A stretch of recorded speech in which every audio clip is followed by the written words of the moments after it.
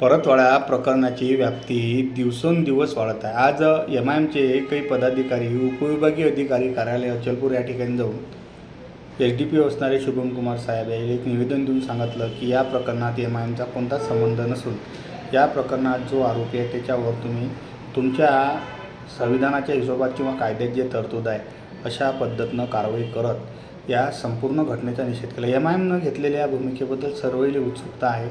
विशेष म्हणजे यावेळेस असणारे MIMचे नेते जे काय बोलले हे तुम्ही फक्त आता ऐका, त्याचं नेमकं काय म्हणणं आहे का?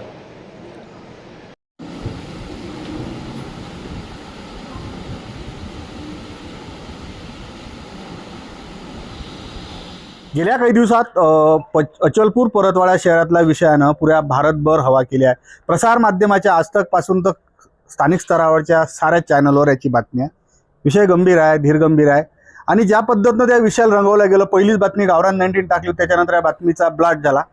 बोलताना कसं आहे, प्रसार माध्यमांनी बोलताना काय करायचं की जास्त फुग्यात जाऊ नका. कसं असते, मोठ्या पॉलिटिकल स्तरावर जर ही बातमी गेली त्याचा लय मोठा तितंबा होऊन जाते.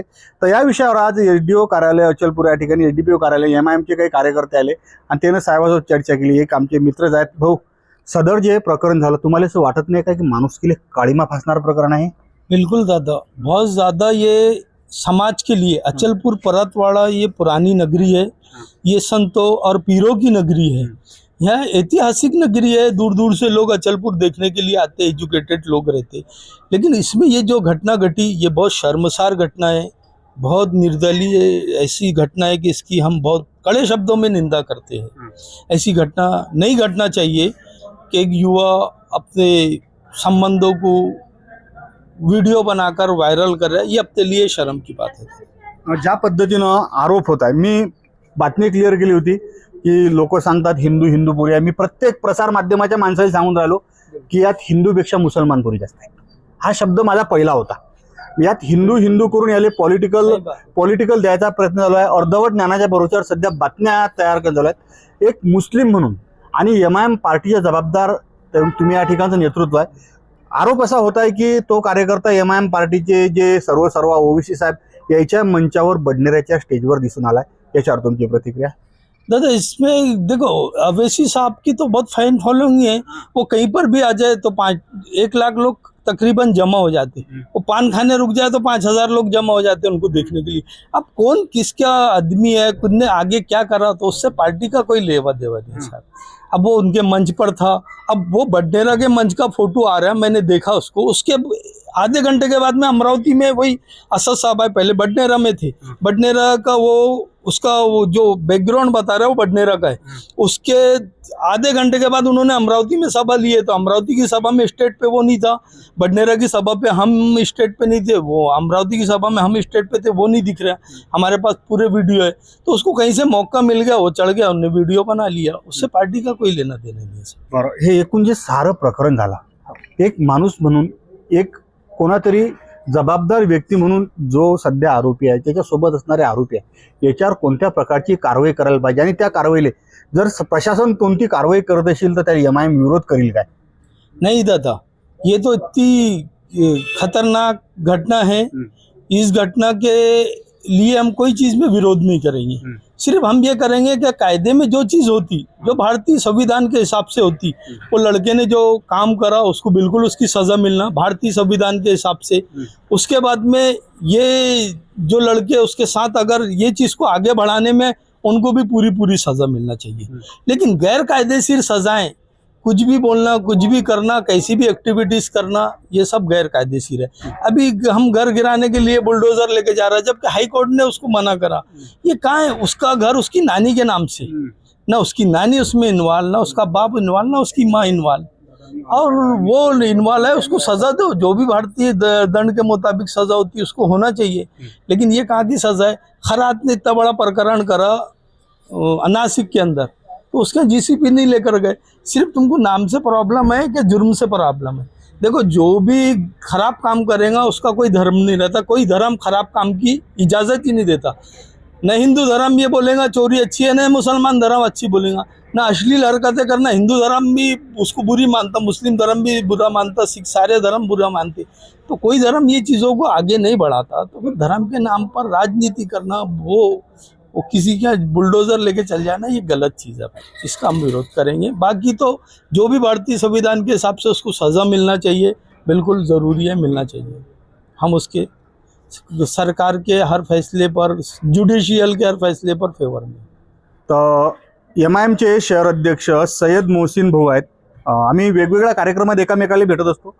मोहसिन भाऊ, प्रसार माध्यमावर ज्या पद्धतीनं म्हणजे कसं आहे, एकाचे 10 सांगणं चालू आहे, 180 व्हिडिओ आहेत, पण ॲक्च्युअल पोलीस प्रशासना माध्यमातून 8 एक आकडा येत आहे. पण या बातमीच्या अनुषंगानं ज्या पद्धतीनं मला गुप्त माहिती आहे ते 20, 22, 25 पर्यंत आकडा आहे.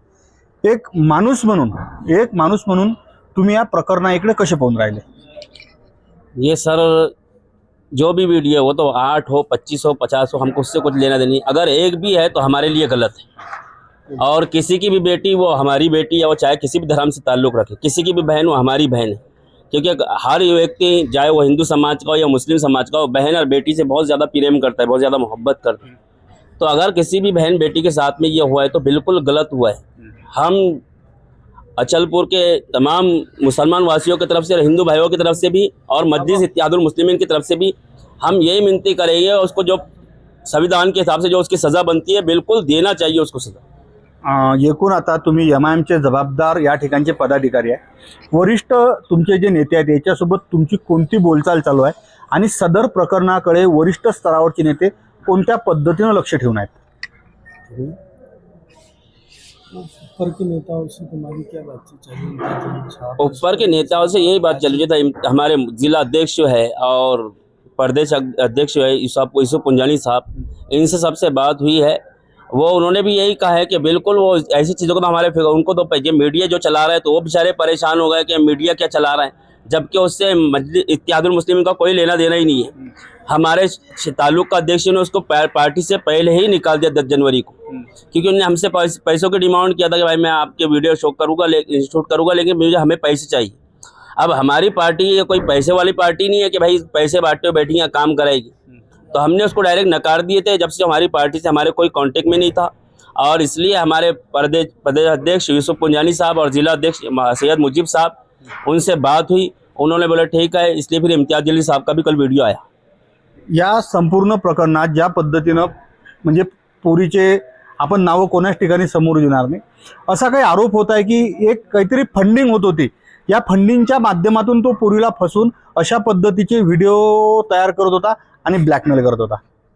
नहीं, ये तो हमें नहीं पता। ये तो प्रशासन बताएगा क्या उसने ब्लैकमेल किया है या उसके पीछे किसका हाथ है।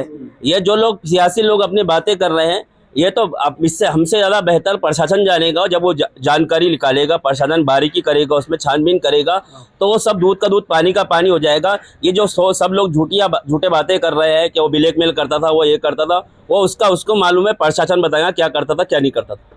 एक माणूस म्हणून तुम्हाला काय वाटते, त्याला कोणत्या प्रकारची शिक्षा व्हायला पाहिजे?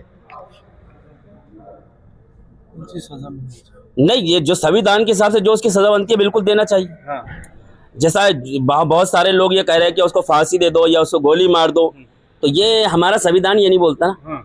फिर तो मतलब ये जो लोग अपना भाषण देके चले जा रहे हैं, तो ये अपने आप को संविधान से ऊपर समझ रहे हैं। संविधान ने जो सजा तय की है उसकी, हमारे यहाँ लॉ एंड ऑर्डर चलता है, उसके हिसाब से जो भी उसकी सजा बनती है बिल्कुल मिलना चाहिए उसको।